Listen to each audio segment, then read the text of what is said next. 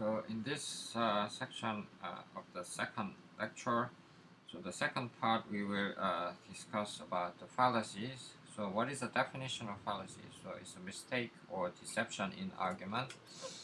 See Stanford website under the informal logic. There are actually criticism against classifying fallacies because classifying the failures. So there are these different kinds of things. So fallacies of relevance. So it means that the arguments that they present is not relevant to the issue that we are talking about.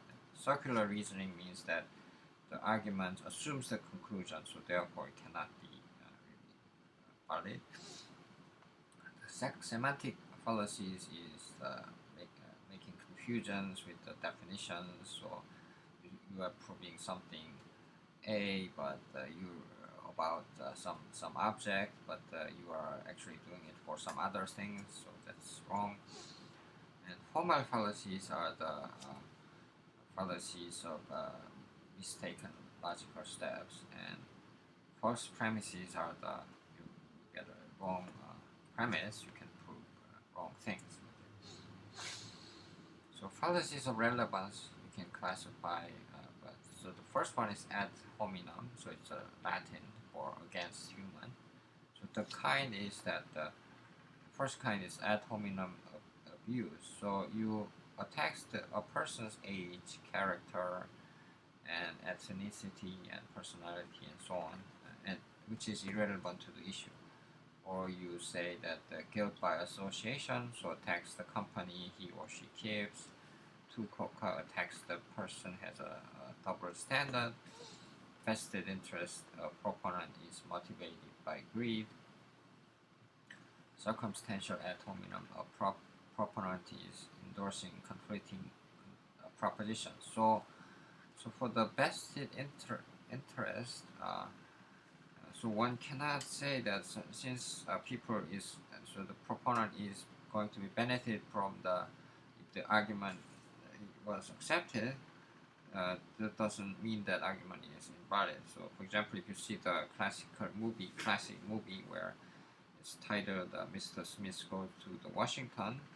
So for example, the proponent says national park is good for other people, but this Mr. Smith had some farm inside the national park, so he will benefit from the raising this to be a national forest.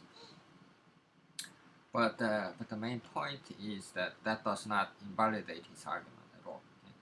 And so circumstantial ad hominem, this means that you give a wrong proof to a theorem, okay? But that does not mean that the theorem is false. Okay, so you can give a wrong proof, but that doesn't mean that theorem itself is wrong. Okay, so those are the fallacies of the relevance, and there are fallacies of relevance again. So straw man arguments. So refutes a claim by confusing with the less plausible claim. Ad baculum. So it's appeal to force. Ad verecundum, appeal to some authorities. So for example, if you say Einstein said this and this, so therefore it is right. Or Nobel Prize winner Raplin said this, so therefore it is right, or something like this. Or ad populum, appeal to the people, so you appeal to the interests of the people, and so on.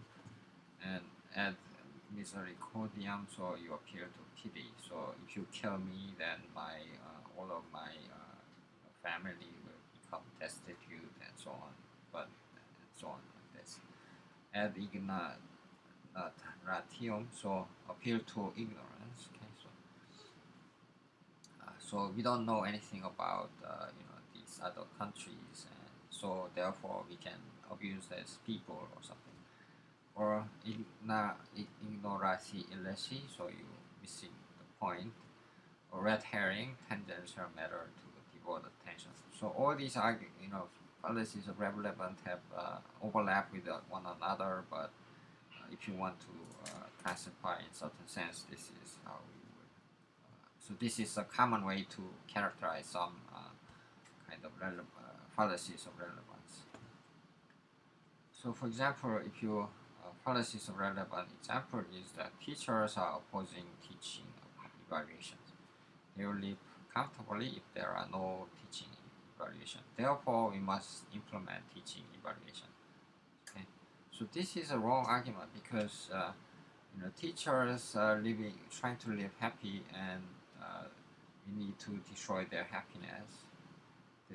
This has nothing to do with why we want to introduce a teaching evaluation. It's because we want them to teach better. Okay, so it has nothing to do with the main argument.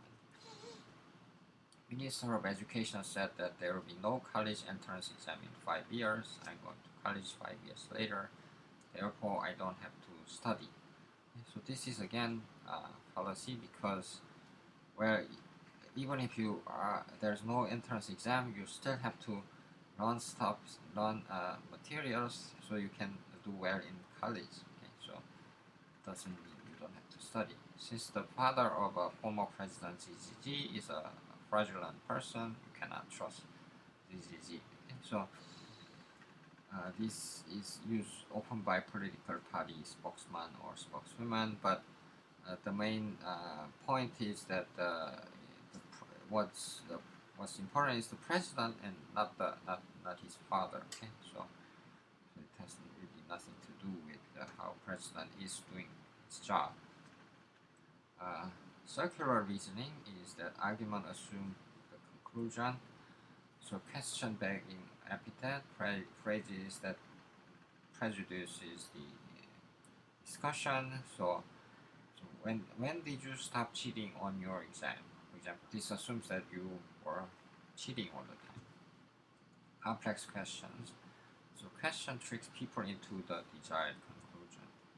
These are much more subtle. So for example, if you see Confucius scholars, they often say such and such men are big and big persons do and so, and there is no definition of any of these kind of things. Okay, so it's kind of circular reasoning. Semantic fallacies, ambiguity, equivocation. So one word has a multiple meaning.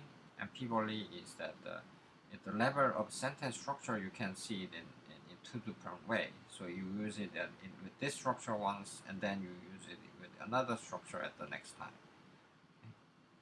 Vagueness. So it's so indistinctness of the word. So word can mean this or in this situation, and in the other situation it means another, and you keep switching between these things in your argument. Double think. Well, for example, this is a double think. So every sentence cancels out its predecessor and its successor. So for example, in Orwell's 1984, war is peace, freedom is slavery, ignorance is strength, and so on. Accent generates multiple interpretations. Okay, so that's another semantic fallacies.